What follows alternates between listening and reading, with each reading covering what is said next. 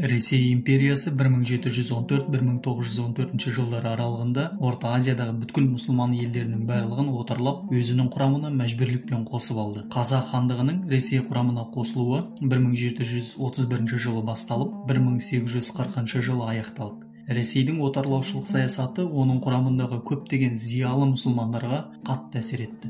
Себебі ғылымы мен технологиясы мықты дамыған империямен күресу үшін жаңа әдіс пен жаңа стратегия керек болды. Мұның жалғыз дұрыс жолы білім беру жүйесіне реформа жасау еді. Яғни діни және дүниелік білімдерді бірдей оқытатын медреселер ашу керек болды. Отарлаушылық кезеңге дейін Орта Азиядағы мұсылман елдері тек шариғат ғылымдарын оқып, жаратылыстану ғылымдарын меңгермеген. Сонымен бұл жаңа білім беру жүйесі жәдитшілдік немесе жаңа әдіс деп аталды.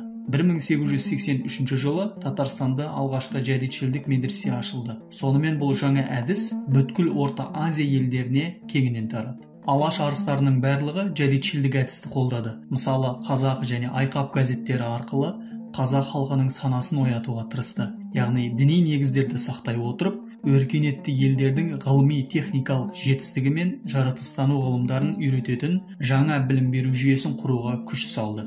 Жәдитшілдік бағыт патша үкіметінің саясатына қарсы бағытталды. Сол кезде өз заманынан ілгері ойлайтын интеллектуалдар білім беру жүйесіне реформа жасау керектігін ұқты. Себебі жалғыз білім беретін орда ол мешіт медресе ғана еді. Ал мешіт медресе тек қана діни білім берумен айналысып, дүниелік білімді оқытпайтын еді. Яғни жәдитшілдік қозғалыс бойынша мешіт медресе шариғат ғылымдарымен қатар жаратылыстану ғылымдарын оқыту керектігін алға тартты. Алайда дүмше молдалар тарапынан белгілі бір дәрежеде кері тартушылық болды. Патша үкіметінің қу саясатынан барынша хабардар болған ұлт зиялылары онымен күресудің жалғыз дұрыс жолы оның ғылымын меңгеру керек деп білді. Абай атамыз 25-ші қара сөзінде орысша оқу керек. Хикмет те, мал да, өнер де, ғылым да бәрі орыста тұр. Зарарынан қашық болу, пайдасына ортақ болуға тілін, оқуын, ғылымын білмек керек. Оның себебі олар дүниенің тілін білді. Мұндай болды. Сен оның тілін білсең, көкірек көзің ашылады. Әрбіреудің тілін, өнерін білген кісі оныменен бірдейлік дағуасына кіреді. Аса арсыздана жалынбайды. Дінге де жақсы білгендік керек. Орыстың ғылымы, өнері дүниенің кілті. Оны білгенге дүние арзанырақ түседі деп айтады. Ғылым таппай мақтанба, орын таппай баптанба, құмарланып шаттанба, ойнап босқа күлуге. 5 нәрседен қашық бол, 5 нәрсеге асық бол, адам болам десеңіз. Болмасаң да ұқсап бақ, бір ғалымды көрсеңіз. Ондай болмақ қайда деп, айтпа ғылым сүйсеңіз. Сізге ғылым кім берер, жанбай жатып сөнсеңіз. Дүние де өзі, мал да өзі, ғылымға көңіл берсеңіз. Сонымен Абай Құнанбайұлы қазақ даласындағы алғашқы жәдитшіл болып саналады. Мысалы, Мұхтар Әуезов, егер Абай Шахабуддин Маржанидің жәдиттік бағдарламасы мен есепті ақылға құрылған пікірін ұстанбаса, Еуропалық ғылым мұхитының жағасына жете алмас еді деп айтқан. Абай атамыз бастаған көшті Шәкәрім Құдайбердіұлы жалғады. Әрі қарай Алашорданың имамы атанған Ғұмар Қараш, Шәймерден Қосшығұлұлы, Сәдуақас Қажы Ғылмани, Әлихан Бөкейхан, Ахмет Байтұрсынұлы, Мұржақып Дулатұлы, Мағжан Жұмабай, Ыбырай Алтынсарин және де басқа да алаш арыстары болды. Дүмше молдалар тарапынан кері тартушылық болғаны жасырын емес. Сол себепті болса керек, ұлт зиялылары өз өлеңдерінде молдаларды әбден сынап жазады. Ғылымдар дүниелік сиқыр болмақ, оқыған ол ғылымды кәпір болмақ. Зулатып шариғатты шарт жүгініп, молдекең отырғанда мойнын толғап. Сондықтан заман жүйрік, біздер шабан, артында ілес алмай жүрміз әмән. Күн сайын өзгеріліп, өнер артып, бәрі де бара жатыр алға таман. Заманың түлкі болса тазы боп шалып, деген сөз аятпенен бірдей маған. Алақтап, артымызға қарағыштап, жүргенде ақ озып, ұзап кетті заман. Нәрсені түске енбеген өңде көрдік, соларды тапқан ғылым дейміз жаман. Ғылым деп нені үйрендік біздер жаста, айтқаным бекер болса алмай таста. Табылар ақтайтында, боқтайтында, сөз емес арнап жазған дос пен қасқа. Әйелмен пәлен бар деп жанасқанда, пәлен деп ұйқы сұрап адасқанда, үйрету балаларға қандай жақсы, ақылға салып, ойлап, бал ашқанда. Мектепте оқымаған білмей жүр ғой, жердегі мал мақұлық құс аспанда. Айтамын молдекең жоқ оңашада, сөз бермес, кәпірсің деп таласқанда. Жазған сөз жаным ашып алашыма, алаштың адасқан аз баласына. Қаннан қан, еттен етім, бауыр жұртым, қараған Қаратаудың қаласына. Іші лас, сырты таза залымдардың, алданып құр сыртының тазасына. Мәз болып, байғаз алған балаларша, сатылып жылтыраған танасына. Әбілдің зияратын аттап өтіп, Қабылдың бата қылма моласына. Қорыққанға қос көрініп, қойдай үркіп, тығылып тажалдың бұтханасына. Ес кетіп, сабыр қалмай сасқалақтап, қорыққаннан көзің сыймай шарасына. Ұмытып Құдайды да, Құранды да, бас ұрма ләнат манат ағашына. Көріп отырғаныңыздай, сол заманда дүниелік білімдерді сиқыр деп айтып, оны меңгерген адам кәпір болады деген дүмше молдалар болған. Және сөздің мәнісін ұқпай, өзіне қарсы келгеннің бәрін кәпір деп айыптайтын болған. Ұлт зиялыларының балағына жармасып, халықтың еркін ойлануына тұсау салып, кері тартушы адамдар болғанына көзіміз жетеді. Молдалар өзгелерді кәпір дейді, өзі надан, наныңыз түк білмейді. Өзімшілдік көкейін тескен сорлы, аузына келгенді айтып жанын жейді. Орыстың жақсыларын білмес қазақ, болып жүр сондығынан көпке мазақ. Өнерлі, білімді елден тәлім алмай, қуларға еріп, момындар тартар азап. Үйренсе ғылым менен сан өнерін, білер еді-ау өнердің не берерін. Танысса ақын ойшыл адамымен, табар еді-ау адалдық ар көмегін. Сұрқия сопылардың алма тілін, беті тұнық, асты алай, ол бір жылым. Өнерсің, өнеге алсаң үлгілі елден, адамшылық өнермен берер білім. Алаяқ сұмдарға ерсең, болмас жолың, қазағым-ау, қаңғырып қайнар сорың. Өнер ғылым үйренсең еңбек етіп, мазақ болмай елдікке жетер қолың. Яғни өлеңнің мазмұнынан көріп отырғандарыңыздай, дүмше молдалар халықтың дүниелік білім алуына мүдделі болмағаны байқалады. Бұл жерде діннің кемшілігі жоқ, сол дінді бүркеніп, күн көретіндердің жеке басының мүддесі жоғары тұрғанын байқаймыз. Яғни дін атын жамылып, халықты артта қалдыруға тырысады. Қояр ем мылжыңдамай сөзімді ұқса, қайтемін оны қалмай діннен шықса, азды ұқсаң бұл сөзімді анықтап ұқ. Иеңдей болам деме, иеңе ұқса.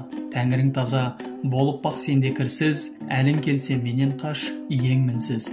Бұл Құдайдай боламын деген емес, сөзімнің түбін ұқпай демедінсіз. Алланың пендесіне рақымы мол, сен де өзіңдей адамға мейірімді бол. Ол жаратты, сен дағы жаратып бақ, бардан барды шығарсаң болады сол. Керексізді қылмайды иең дағы, мен де сөйтем деп қара сен де тағы. Бір Құдайың сабырлы, сен де шыда, бәрі осындай ойлансаң артқы жағы. Мұны білсең боласың сүйікті құл, құлы болсаң қожаңның сүйгенін қыл. Шын мұсылман болайын деп ойласаң, Құдайға құл болудың мәнісін біл.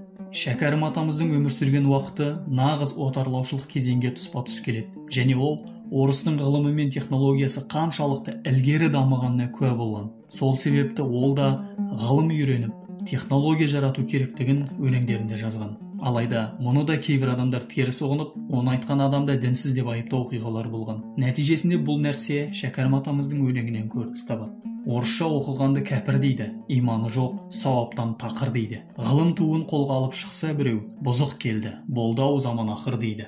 Байқасаңыздар, дүниелік ғылымның сауабы жоқ деген сөз надан және тұсауланған санадан шыққан сөз.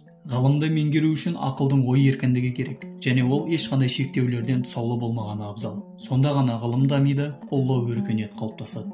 Ғылымсыз адам айуан, не қылсаң да ғылым біл. Ғылымға да керек жан, ақылсыз болса ғылым тұл. Ақылға еркін ой керек, матаудан ойды азат қыл. Әдеттеніп ертерек, өрісін кеңіт, жылма-жыл. 40 жасымда ойладым, 70-темін мен биыл. Белді бекем байладым, әдеттенді ой мен тіл. Атағы шыққан жақсыға, ақылды байлап қыл мақұл. Шатақ дін мен дағдыға, шоқынба досым, зиян бұл. Дұрыс деме құры ойлап, ақылға сынат, сабыр қыл. Жығылмайтын дәлел тап, бірезу болма өзімшіл. Мініңді тапса кім сынап, аяғына бар жығыл. Қап бәлем деп кекті ұнап, сақтай көрме ойға зіл. Бақ мансапқа сыйынып, болма боран, жел дауыл. Аса сәнді киініп, қуыршақ болма сәкәкүл. Тікенің болса бойыңда, ауырса да өзің жыл. Сергек болсын ойыңда, еріншек болма құрмасыл. Адамның ең асылы қиянатсыз ақбейіл, ең зиянкес жасығы, тайғақ мінез екі тіл. Сөз мінезі құбылса, ар иманы жоқ деп біл. Аулақта жемтік сындырса, оны ойыңмен айуан қыл. Дұспанға да бол әділ, түсірме ойға татпен ніл. Ұмытпа болсаң біздің ұл, осы өлеңді құлаққа іл. Абылай ханның Білекке сенген заманда ешкімге есе бермедік, білімге сенген заманда қапы қалып жүрмелік деген керемет сөзі бар. Орысқа бодан болған кезде бойымыздағы күшіміздің жетпегеннен емес, біз технологиядан ұтылдық. Қылыш найзамыз орыстың зеңбірегімен мылтығына шамасы жетпей қалды. Мұны ұлт зиялылары өте жақсы түсінді. Өркениетті елдерден артта қалғанымызды жеткізді және осы олқылықтың орнын толтыруды қалады. Өнер білім бар жұрттар тастан сарай салғызды. Айшылық алыс жерлерден көзіңді ашып жұмғанша жылдам хабар алғызды. Аты жоқ құр арбаны 1000 шақырым жерлерге күн жарымда барғызды. Адамды қостай ұшырды, мал істейтін жұмысты отпен суға түсірді. Отынсыз тамақ пісірді, сусыздан сусын ішірді. Теңізде жүзді балықтай, дүниені кезді жалықпай. Білгендерге осылар бәрі дағы анықтай, білмегенде танықтай. Бізде бекер жатпалық, осыларға таныспай. Ат өнері білінбес, бәйгеге түсіп жарыспай. Желкілдеп шыққан көк шөптей, жаңа өспірім достарым, қатарың кетті-ау алысқай. Ұмтылыңыз қалыспай. Біз надан боп өсірдік иектегі сақалды, өнер жігіт көркі деп ескермедік мақалды. Біз болмасақ сіз барсыз, үміт еткен достарым, сіздерге бердім батамды. Жер жүзі жабылғанда ғылым жаққа, қазақ жүр құмарланып құршатаққа. Анау қу, мынау пысық мен батыр деп, айналды бірін-бірі құрытпаққа. Ойда жоқ, өнер біліп жол табайын, жалмауға, жалықпайды өз маңайын. Мұның түбі не болар деген жан жоқ, ұрлық ұрыс араздық күнде дайын. Демейді ғылым біліп жанданайын, мақсұты мақтан іздеп паңданайын. Қанша ұқтырып айтсаң да қалыбында, ойда жоқ, жігерленіп қамданайын. Жәдетшілдік қазақ қоғамының санасын сілкіндірді және ол ел басына күн туғанда мұқтаждықтан пайда болған білім берудің жаңа үлгісі еді. Мұқтаждық өнер тапқыштықтың анасы деген жақсы сөз бар.